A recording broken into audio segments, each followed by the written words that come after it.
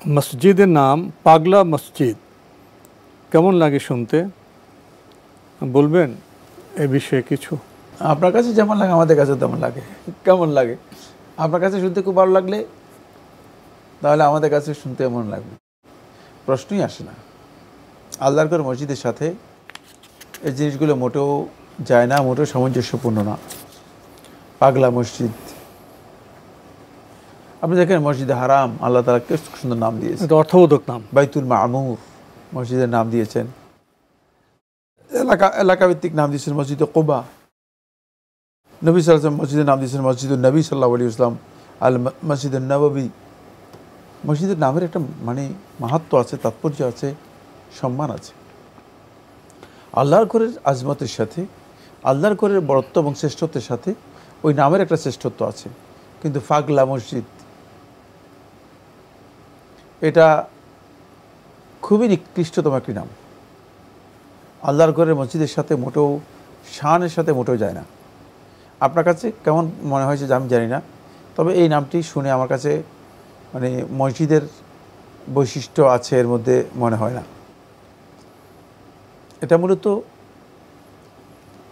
বেশিরভাগ এই ধরনের মসজিদগুলো হয় থাকে কবর বা কবর পূজারীদের আস্তানা কেন্দ্রিক। এখানে পাগলা মসজিদ যেটা, এখানে একটা কবর আছে, পাগলার কবর।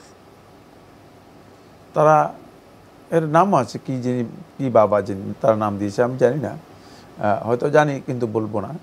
যাই হোক, ওই পাগলার নামেই ওই আগে ওখানে মাজার এবং পূজা হতো।